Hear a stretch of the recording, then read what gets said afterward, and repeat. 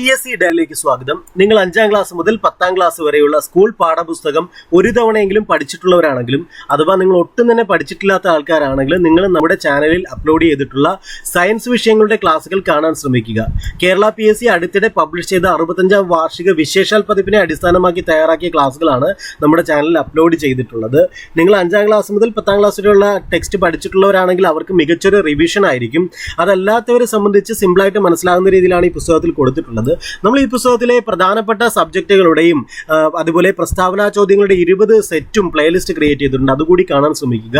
അപ്പോൾ നമുക്ക് നേരെ നമ്മുടെ പോർഷനിലേക്ക് കടക്കാം. ഇന്ന് നമ്മൾ പഠിക്കാൻ പോകുന്നത് പേശി വ്യവസ്ഥയെ കുറിച്ചിട്ടാണ്. നമ്മൾ ജീവശാസ്ത്രത്തിലെ അന്തസ്രാവി വ്യവസ്ഥ, അതേപോലെ രക്തപര്യന വ്യവസ്ഥ, വിസർജന വ്യവസ്ഥ, നാഡീ വ്യവസ്ഥ, മനുഷ്യ ശരീരം എന്നീ ക്ലാസ്സുകൾ ഓൾറെഡി എടുത്തു കഴിഞ്ഞിട്ടുണ്ട്. അതിന്റെ പ്ലേലിസ്റ്റ് കാണുക. അപ്പോൾ ഇന്ന് നമ്മൾ പഠിക്കാൻ പോകുന്നത് പേശി വ്യവസ്ഥയാണ്.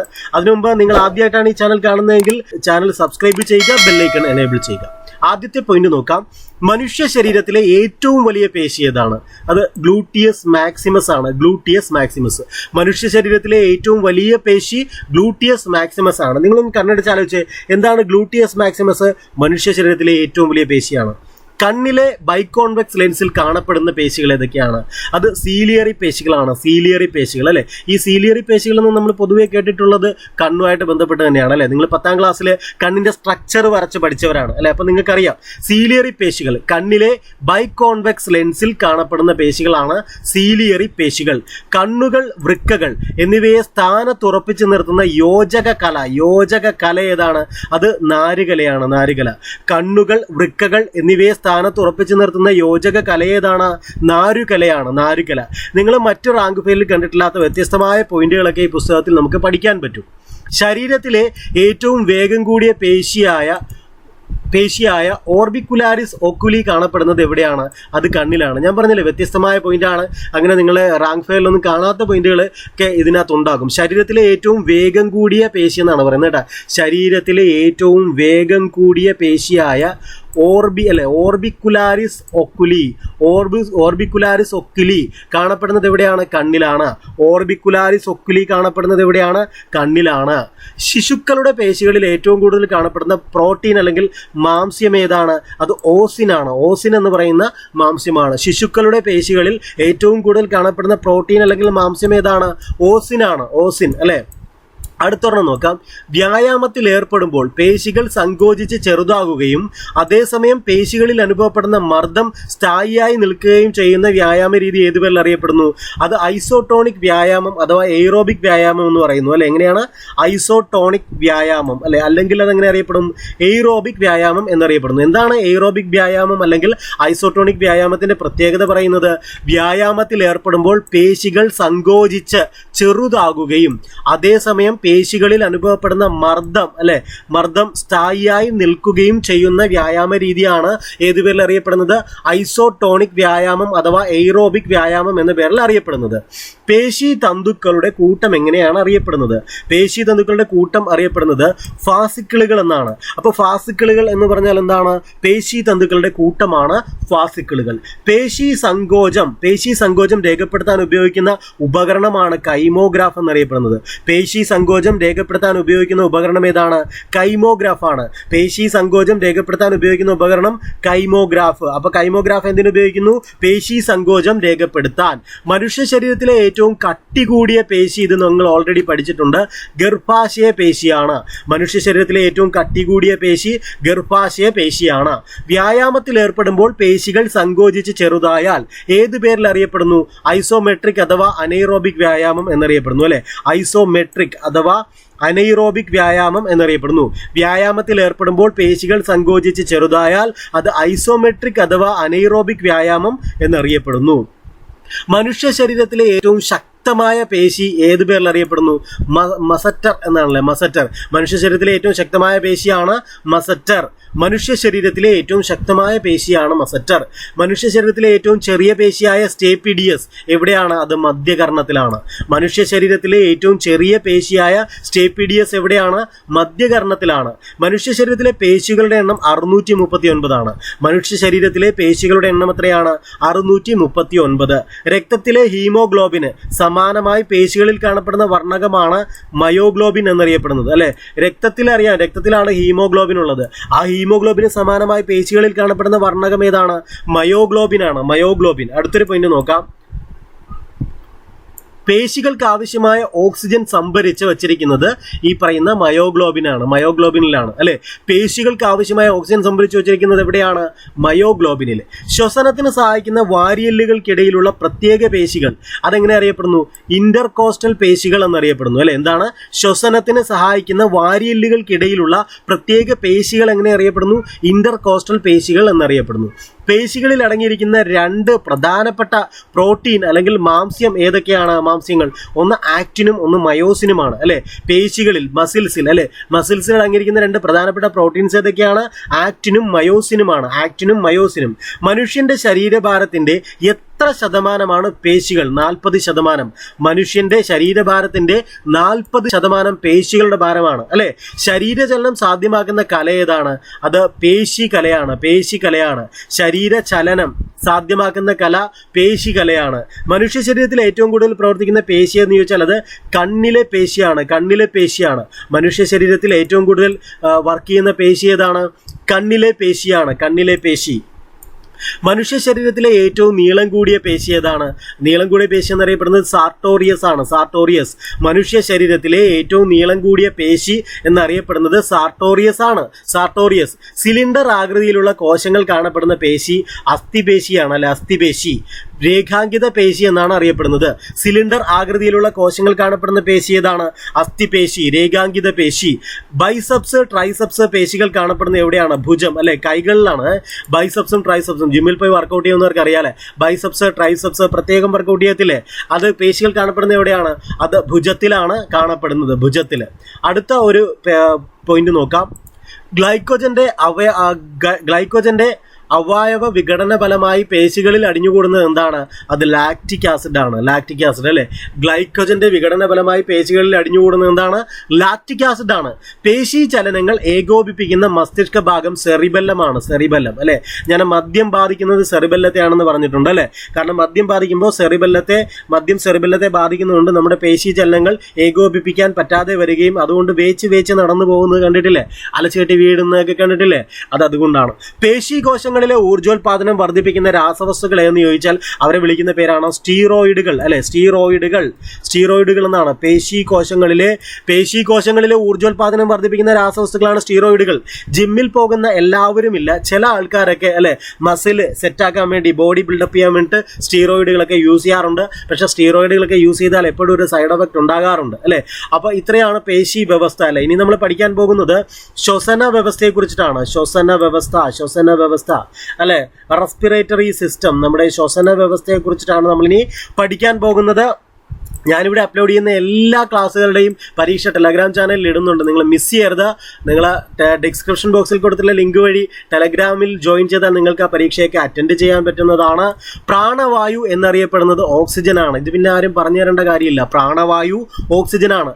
പ്ലൂറോളജി എന്താണ്? പ്ലൂറോളജി ഏത് അവയവത്തെക്കുറിച്ചുള്ള പഠനമാണ്? ശ്വാസകോശത്തെക്കുറിച്ചുള്ള പഠനമാണ് പ്ലൂറോളജി ശ്വാസകോശത്തെക്കുറിച്ചുള്ള പഠനമാണ്. മസ്തിഷ്കത്തിന്റെ ഏത് ഭാഗമാണ് ശ്വസനം നിയന്ത്രിക്കുന്നത്? അത് മെഡുലയാണ് അല്ലെ. മെഡുല ഒബ്ലാങ്കേറ്റ അല്ലെ. മസ്തിഷ്കത്തിന്റെ ഏത് ഭാഗമാണ് ശ്വസനം നിയന്ത്രിക്കുന്നത്? മെഡുലയാണ്. ശരീരത്തിൽ ഓക്സിജൻ കുറയുന്ന അവസ്ഥയാണ് ഹൈപ്പോക്സിയ എന്ന് പറയുന്നത്. ശരീരത്തിൽ ഓക്സിജൻ കുറയുന്ന അവസ്ഥയെ എന്ത് വിളിക്കും? ഹൈപ്പോക്സിയ എന്ന് പറഞ്ഞാൽ എന്താണ്? ശരീരത്തിൽ ഓക്സിജൻ കുറയുന്ന അവസ്ഥയാണ് അല്ലെ. അടുത്തത്, ശ്വസനവേളയിൽ രോഗാണുക്കളെയും പൊടിപടലങ്ങളെയും വിഴുങ്ങി നശിപ്പിക്കുന്ന കോശങ്ങളാണ് മാക്രോഫേജുകൾ എന്നറിയപ്പെടുന്നത്. എന്താണ് മാക്രോഫേജുകൾ ചെയ്യുന്നത്? ശ്വസനവേളയിൽ രോഗാണുക്കളെയും പൊടിപടലങ്ങളെയും വിഴുങ്ങി നശിപ്പിക്കുന്ന കോശങ്ങളാണ് മാക്രോഫേജുകൾ. ശ്വാസകോശത്തിന്റെ ശേഷി അളക്കുന്ന ഉപകരണമാണ് സ്പൈറോമീറ്റർ. ശ്വാസകോശത്തിന്റെ ശേഷി അളക്കുന്ന ഉപകരണം ഏതാണ്?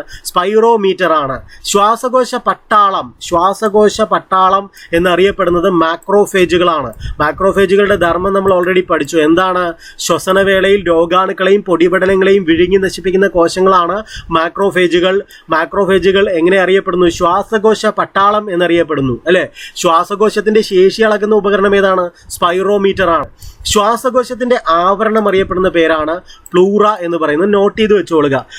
ഏതോ ഒരു ക്വസ്റ്റ്യനിൽ ഞാൻ കണ്ടിട്ടുണ്ട്, സ്റ്റേറ്റ്മെന്റ് ക്വസ്റ്റ്യനിൽ, എവിടെയാണെന്ന് ഓർക്കുന്നില്ല, ഒന്ന് നോട്ട് ചെയ്ത് വെച്ചോളുക. ശ്വാസകോശത്തിന്റെ ആവരണമാണ് പ്ലൂറ. ശ്വാസകോശത്തിന്റെയാണ് കേട്ടോ. ആരുടെയാണ്?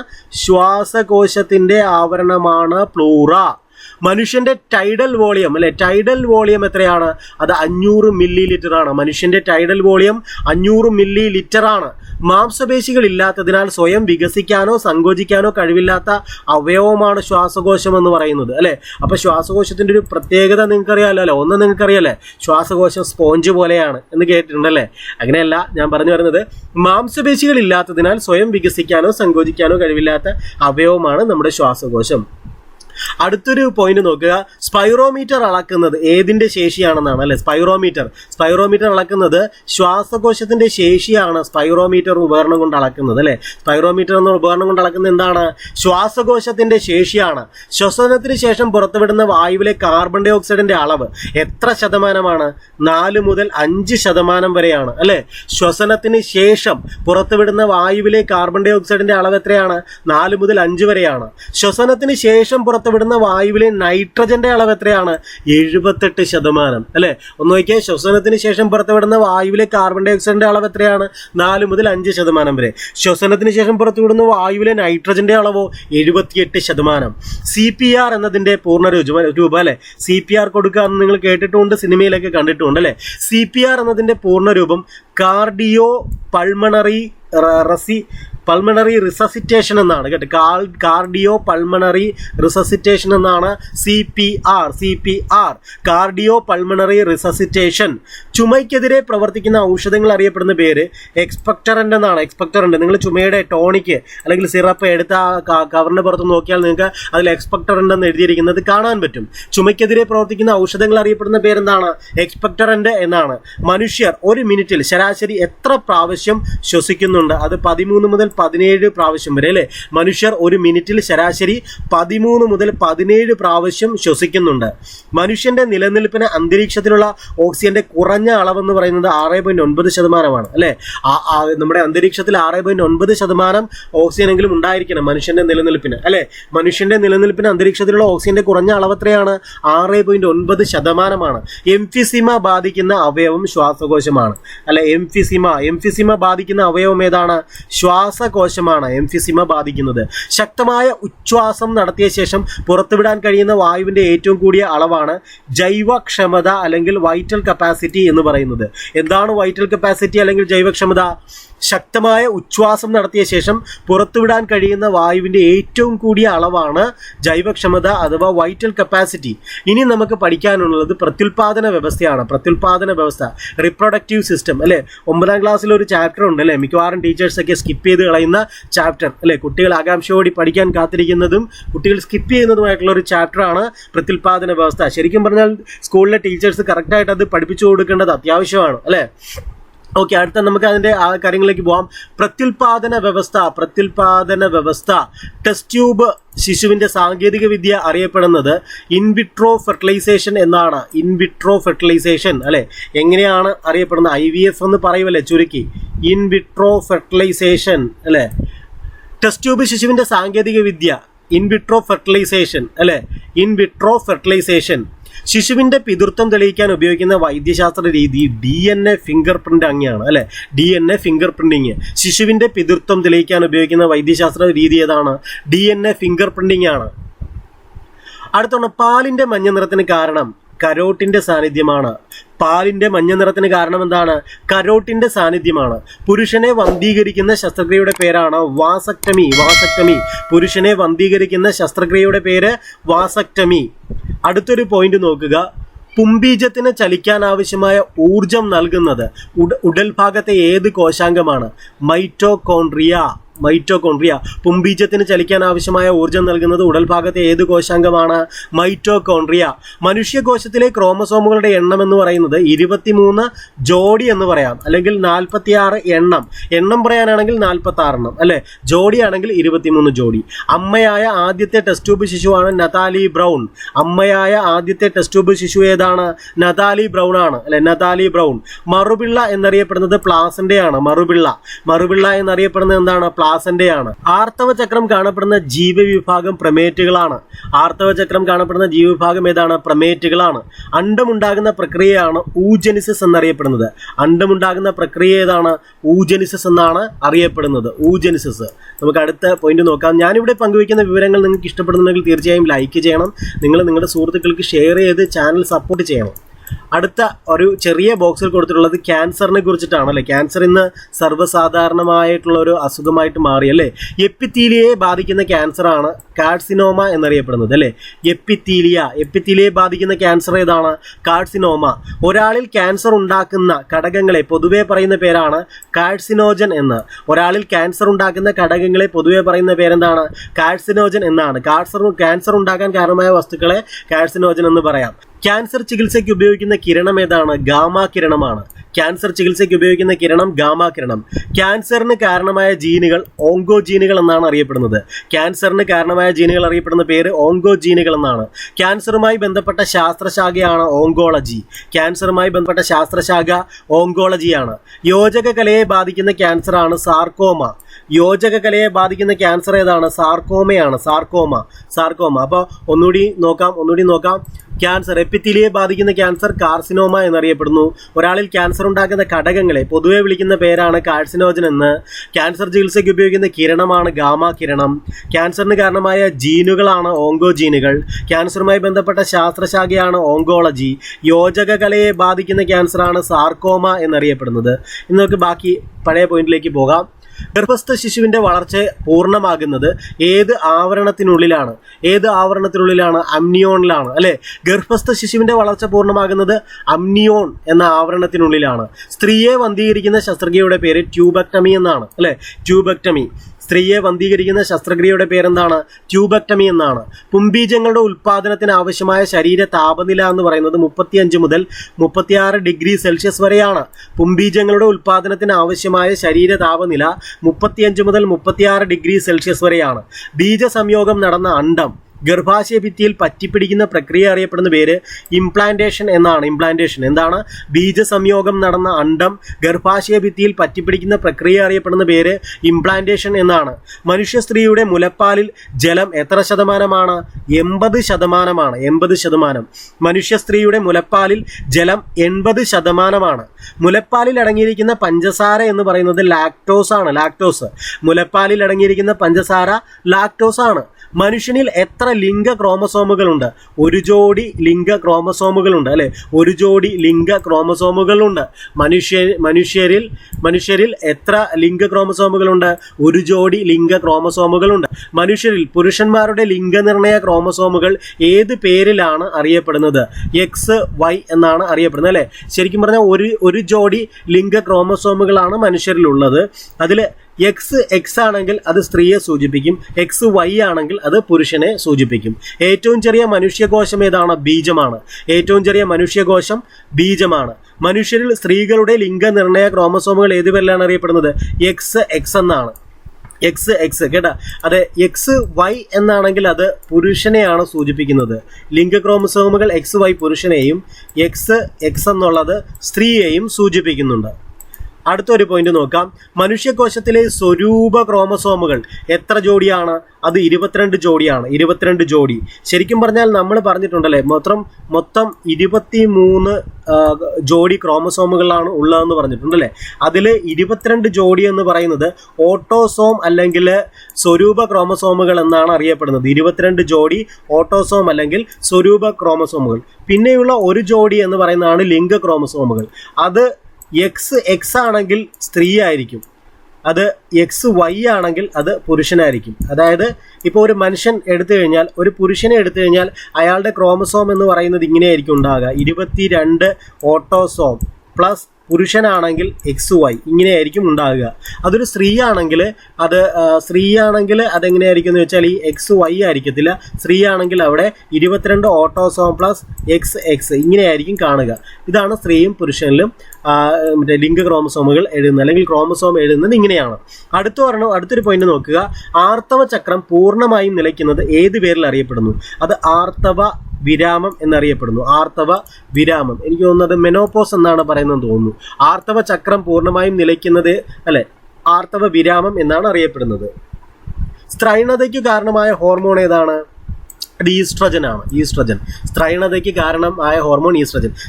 സ്ത്രീയായിരിക്കുന്നത് ഈസ്ട്രജൻ കാരണമാണ് അല്ലെ. മനുഷ്യകോശത്തിൽ എത്ര ജോഡി ക്രോമസോമുകളുണ്ട്? 23 ജോഡി ക്രോമസോമുകളുണ്ട് മനുഷ്യകോശത്തിൽ. ഓക്സിജൻ, പോഷണങ്ങൾ എന്നിവ ഗർഭസ്ഥ ശിശുവിന്റെ ശരീരത്തിൽ എത്തുകയും മാലിന്യങ്ങൾ നീക്കം ചെയ്യപ്പെടുകയും ചെയ്യുന്നത് ഏതിലൂടെയാണ്? പൊക്കിൾക്കൊടിയിലൂടെയാണ്. പൊക്കിൾക്കൊടിയിലൂടെ അല്ലെ. ഓക്സിജൻ, പോഷണങ്ങൾ എന്നിവ ഗർഭസ്ഥ ശിശുവിന്റെ ശരീരത്തിൽ എത്തുകയും മാലിന്യങ്ങൾ നീക്കം ചെയ്യപ്പെടുകയും ചെയ്യുന്നത് പൊക്കിൾക്കൊടിയിലൂടെയാണ്. പുംബീജത്തിന് പോഷണം നൽകുന്ന കോശങ്ങളുടെ പേരാണ് സെർട്ടോളി കോശങ്ങൾ എന്നറിയപ്പെടുന്നത്. പുംബീജത്തിന് പോഷണം നൽകുന്ന കോശങ്ങളുടെ പേര് സെർട്ടോളി കോശങ്ങൾ എന്നാണ് അറിയപ്പെടുന്നത്. പുംബീജങ്ങൾ ഉണ്ടാകുന്ന പ്രക്രിയയാണ് സ്പെർമാറ്റോജെനിസിസ് അല്ലെ. സ്പെർമാറ്റോജെനിസിസ് എന്നറിയപ്പെടുന്നു. സ്പേം എന്നാണല്ലോ പുംബീജങ്ങളെ അറിയപ്പെടുന്നത്, സ്പേം. അപ്പോൾ പുംബീജങ്ങൾ ഉണ്ടാകുന്ന പ്രക്രിയ സ്പെർമാറ്റോജെനിസിസ് എന്ന് ഓർത്തിരിക്കുക. മനുഷ്യ പുംബീജങ്ങളിലെ ക്രോമസോം നമ്പർ 23 ആണ്. മനുഷ്യ പുംബീജങ്ങളിലെ ക്രോമസോം നമ്പർ എത്രയാണ്? 23 ആണ്. മനുഷ്യരിൽ ആർത്തവ ചക്രം നിലയ്ക്കുന്ന കാലഘട്ടം എന്ന് പറയുന്നത് 45 മുതൽ 50 വയസ്സ് വരെയാണ്.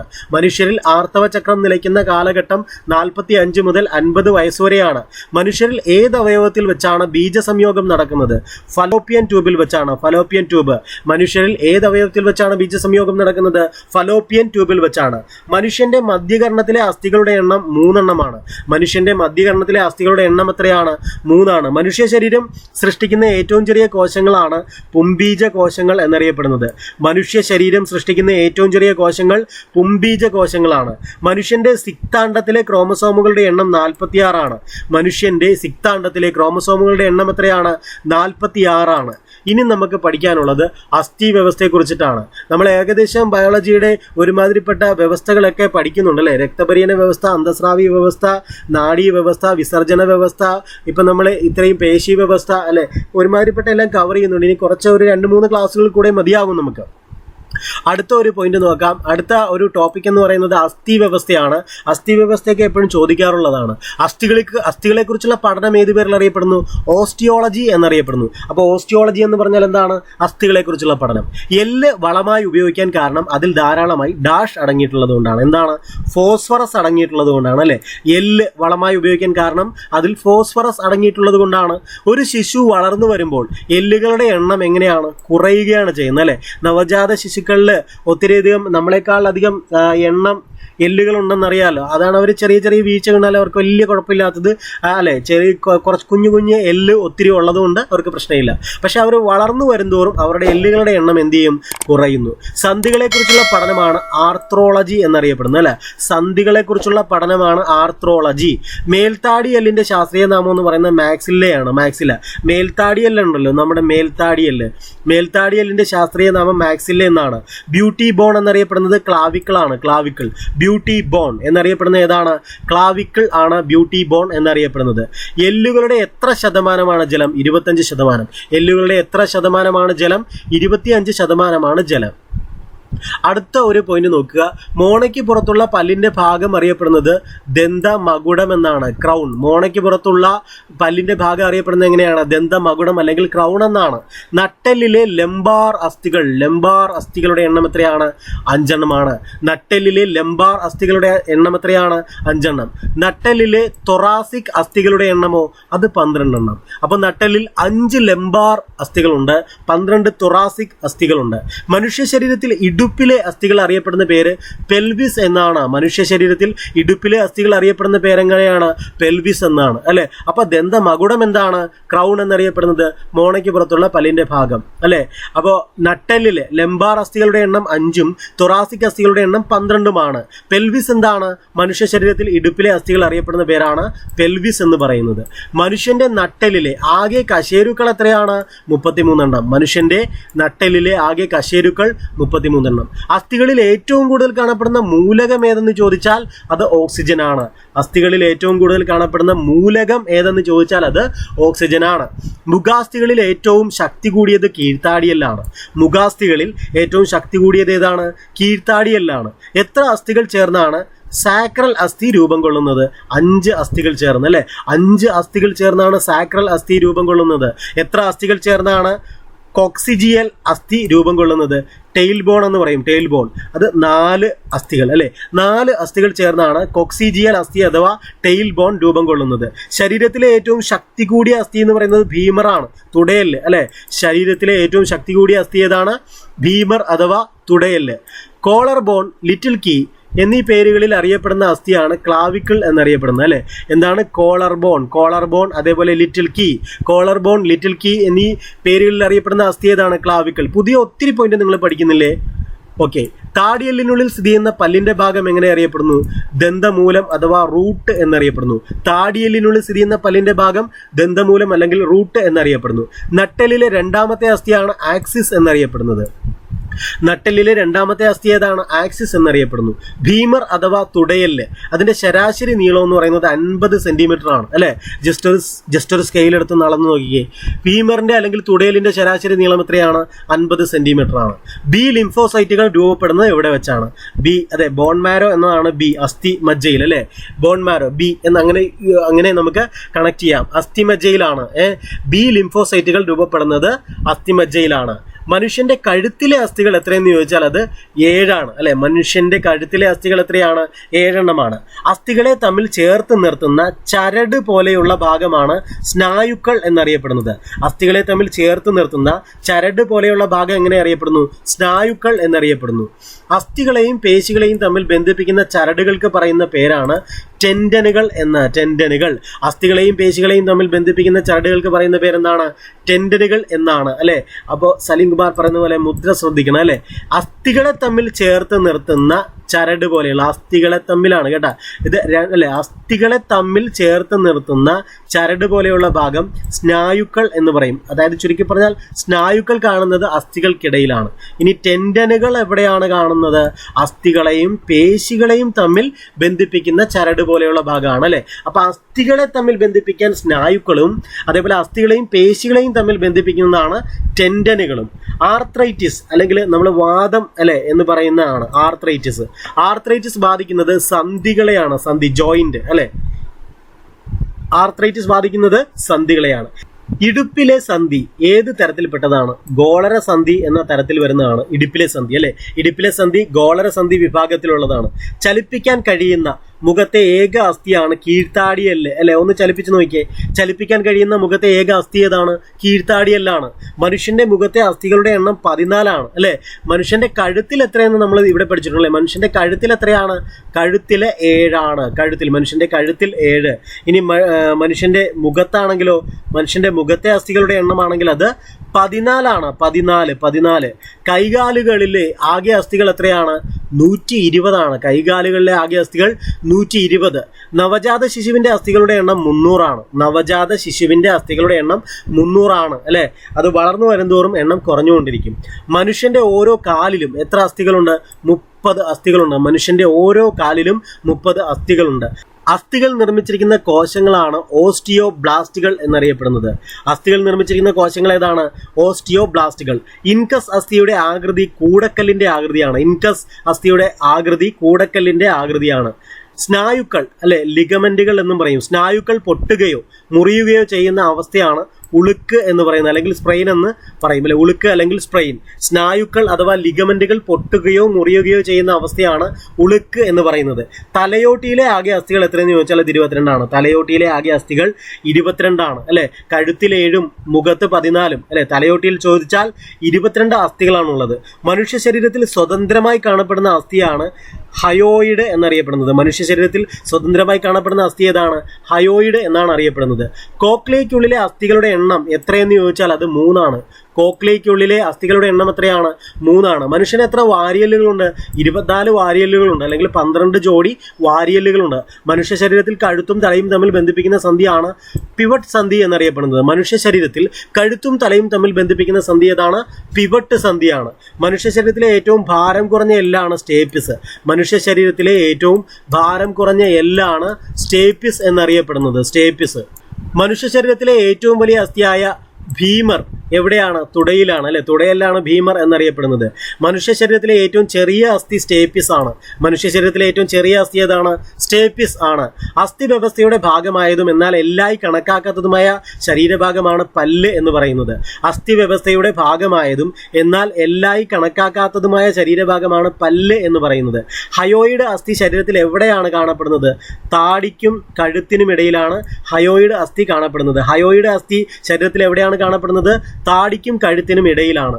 ഒരാളിന്റെ പൊക്കത്തിന്റെ ഏകദേശം എത്ര ശതമാനം നീളമാണ് തുടയെല്ല്? 27.5%. 27.5%. ഒരാളിന്റെ പൊക്കത്തിന്റെ ഏകദേശം എത്ര ശതമാനം നീളമാണ് തുടയെല്ല്?